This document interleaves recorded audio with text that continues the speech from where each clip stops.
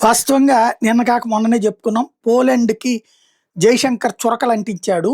ఎందుకంటే పోలాండ్ ఆ మధ్యన పాకిస్తాన్‌కొచ్చి కాశ్మీర్ విషయంలో మధ్యవర్తిత్వం చేస్తామని చెప్పినప్పుడు జైశంకర్ చురకలు అంటిస్తా, దుందుడుకు వైఖరితో వ్యవహరించే వాళ్ళ పట్ల జాగ్రత్తగా ఉండాలి, ఉగ్రవాదాన్ని పెంచి పోషించే వాళ్ళ పట్ల జాగ్రత్తగా ఉండాలంటే పోలాండ్ డిప్యూటీ మినిస్టర్ వచ్చేటప్పటికి ఒప్పుకున్నాడు. డిప్యూటీ ప్రైమ్ మినిస్టర్ వచ్చాడు. బట్ అసలు ఎందుకు పోలాండ్ పాకిస్తాన్‌కి అనుకూలంగా ఉంది అన్నటువంటి దానికి సంబంధించి ఒక డెప్త్ పాయింట్ ఉంది. యాక్చువల్‌గా రెండవ ప్రపంచ యుద్ధం తర్వాత పోలాండ్ పైలట్‌లకి ఓ పెద్ద సమస్య అయింది.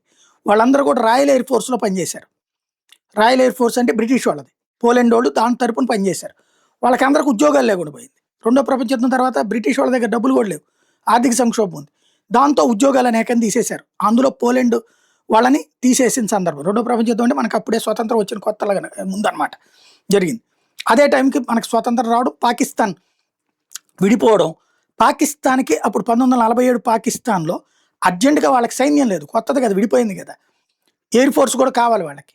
ఆ టైంలో 30 మంది ఈ పోలిష్ ఆఫీసర్లు ఎవరైతే ఉన్నారో వాళ్ళని తొలి పాకిస్తాన్ ఎయిర్ ఫోర్స్ వాళ్ళు 30 మందిని తీసుకుంది.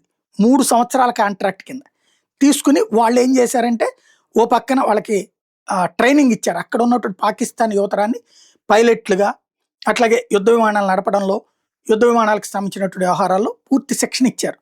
అలా 3 ఏళ్ళు. ఆ తర్వాత అట్లా చేసినటువంటి అతనే పాకిస్తాన్ ఎయిర్ ఫోర్స్ హెడ్ అయ్యాడు. తొలి Pakistan air force head Poland వ్యక్తి అనమాట. పోలాండ్ నుంచి వెళ్ళి పాకిస్తాన్ సరిపడింది. వాళ్ళు మతం కూడా మార్చుకున్నారు. తమ జీవితం మరి వెనక్కి వెళ్ళి ఎక్కడ బ్రతకాలో తెలియదు కాబట్టి మతం కూడా మార్చుకున్నారు. అలాగే ముస్లిం పేరుతో అక్కడ పోలాండ్కి సంబంధించినటువంటి వాళ్ళే ఎవరైతే వాడ్సీ షా జోయేజ్ మరీలాన్ తురోవిగ్జ్ అనేటటువంటి పోలిష్ ఏరోనాటికల్ ఇంజనీరే ఈ వ్యవహారం అంతా నడిపించింది. రెండో ప్రపంచ యుద్ధం తర్వాత టురోవిగ్జ్ అని చెప్పి ఇతను పిలుస్తుంటారు.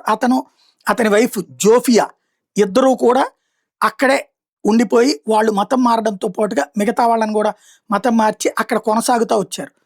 అతనే ఆ తర్వాత మతం మారిన తర్వాత అక్కడ హెడ్ అయింది. అతని హయాంలోనే 1965లో పాకిస్తాన్ యుద్ధం మనతో జరగటం, ఓడిపోవడం, 71 యుద్ధం మనతో జరగటం, ఓడిపోవడం, అలాంటి పరిణామాలన్నీ కూడా సంభవించినాయి. బట్ అతను అక్కడ సాధారణంగా పాకిస్తాన్ ఓడిపోయినా కూడా గెలిచానని చెప్పుకున్నారు.